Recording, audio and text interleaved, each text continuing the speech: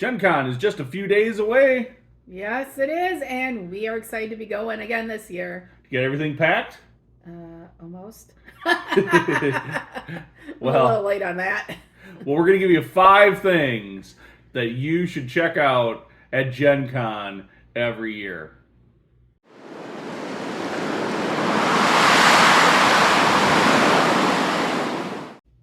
Welcome to WiscoDice. Hey, you folks, I am your host, the Cozy with the Most, and I am joined today by... Hey, I'm Suzanne.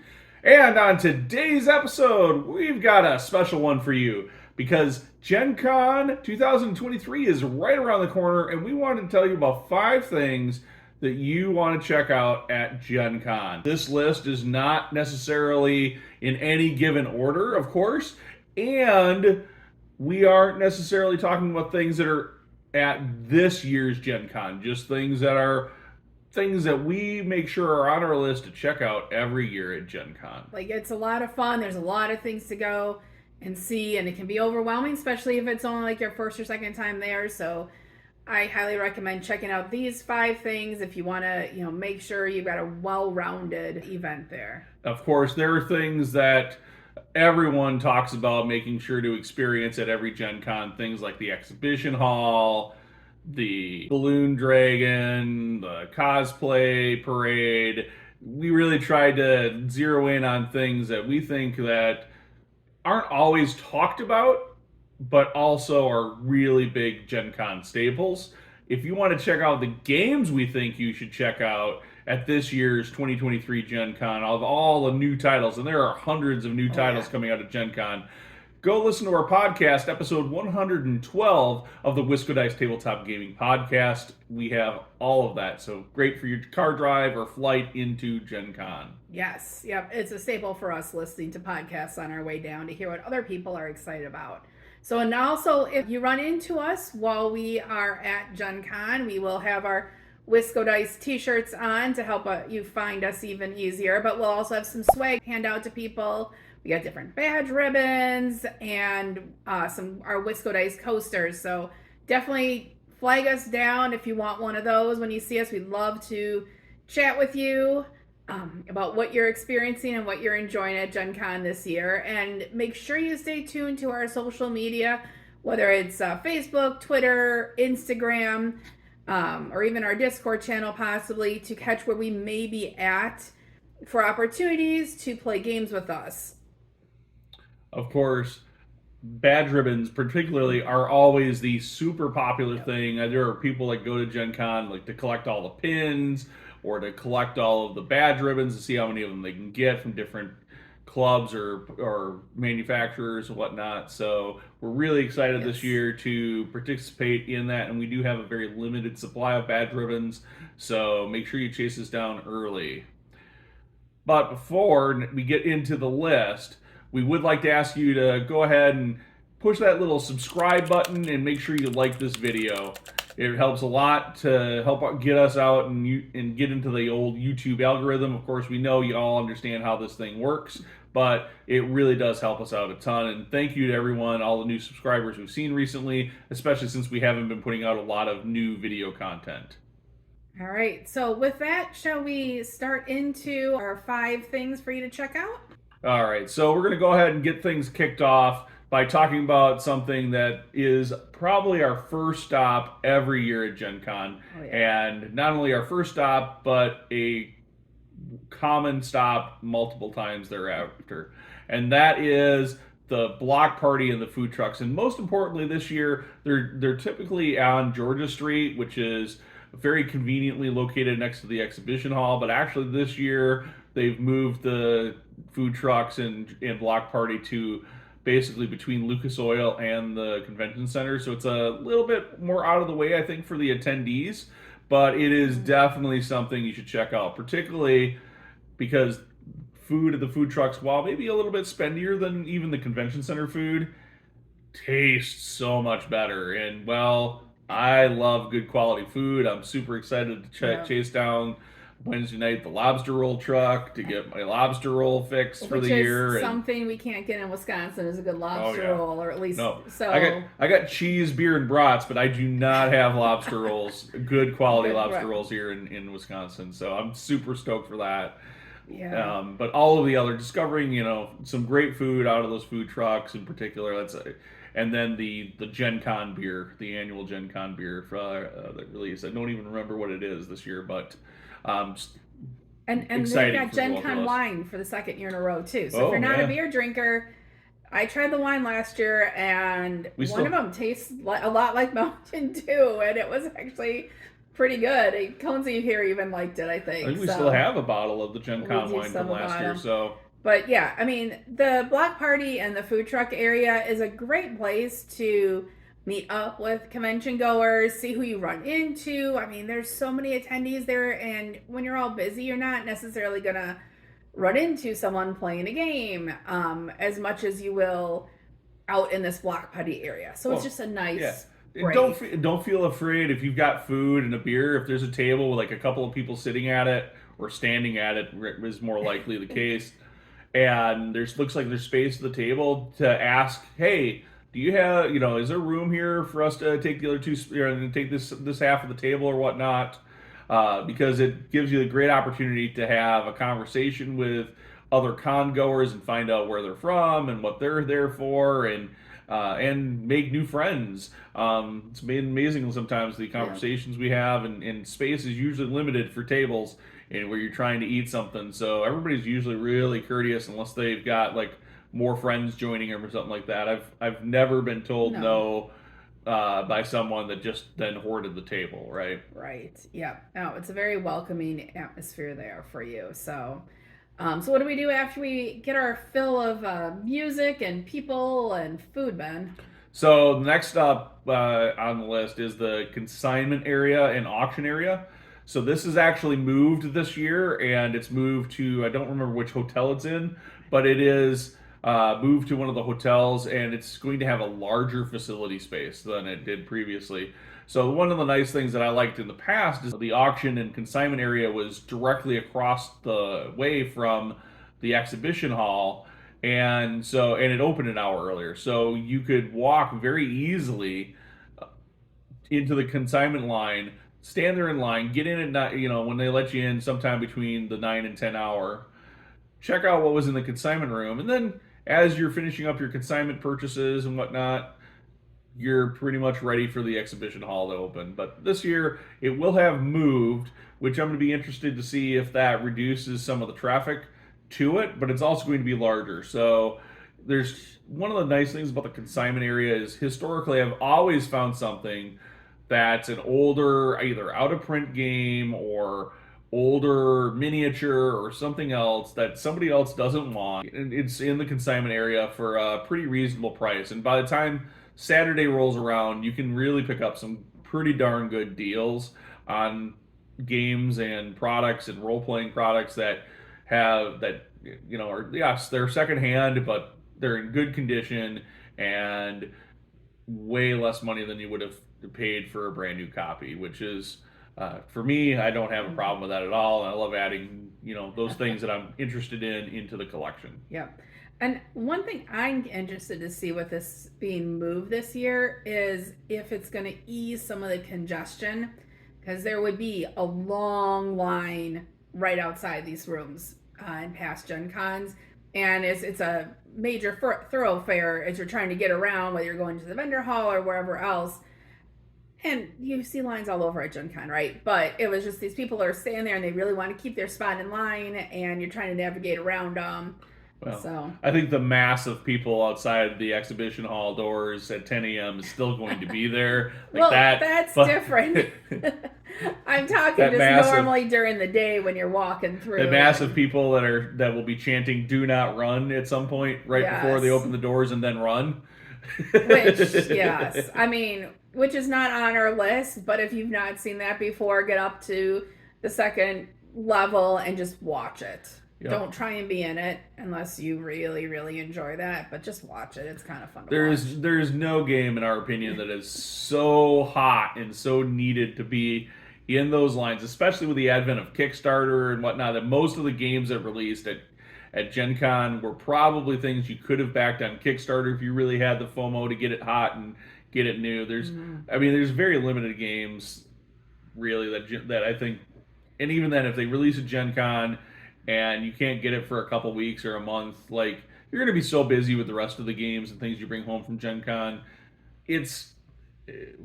why does 2 weeks or a month or even a couple of months matter for that matter for getting those games? For me, I don't think it's that big a deal. I've got a backlog of a shelf of opportunity to get to Get to. anyways. So, and You're I've just gonna got head games to it. just from experience. I've got that hot game that I bought probably 4 Gen Cons ago. It's still sitting on the shelf waiting for me to play it. So I get the having that FOMO. I definitely was there, but it's definitely something that now that the backlog is pretty steep, I can wait. I can wait Yeah. till it comes out on game store shelves if I haven't already purchased it. It's just fun watching the Yes. masses.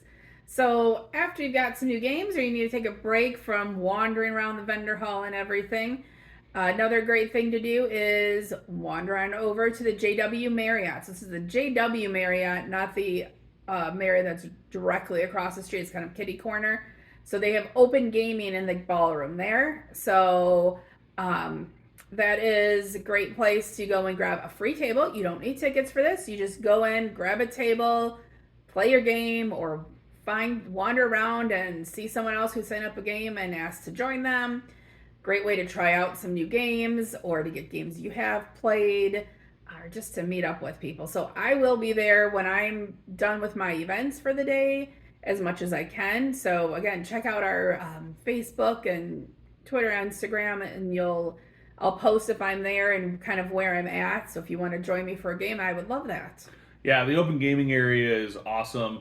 It's set up to enable you if you're looking for other players to join your game, you can go up to the staff in the room and they'll give you like a little flag thing that you can Yeah. put at your table that you're looking for players, and people are always wandering around that room looking for games they can jump into. And yeah, we had a ton of success sitting in the open gaming in previous years, getting players to come over, try games that we had purchased, some of the hot games we purchased at Gen Con that were still available for sale after we didn't run into the exhibition hall. And people were very excited to have those opportunities to play those games. Yeah. And of course, we're usually a glutton for punishment when it comes to making purchases at Gen Con, so we always have plenty of new hot games to pick up and check out while we're sitting in there. And there's lots of people because everybody's excited to play their new games that they've just acquired, whether board games or RPGs or whatever. They're all excited to play them if they can. So getting that opportunity, especially getting an opportunity to play with people that you may not normally play with, is awesome in my opinion. Yes. And one of the things that I think should be a staple for any con goer, particularly if you're into board games. Next up, we have Artist Row in the exhibition hall. So oftentimes, this area we see fairly low traffic, or people are cutting through Artist Row to try to get to whatever row they want to for that game manufacturer they're trying to see in the exhibition hall, or that product they're trying to see in the exhibition hall.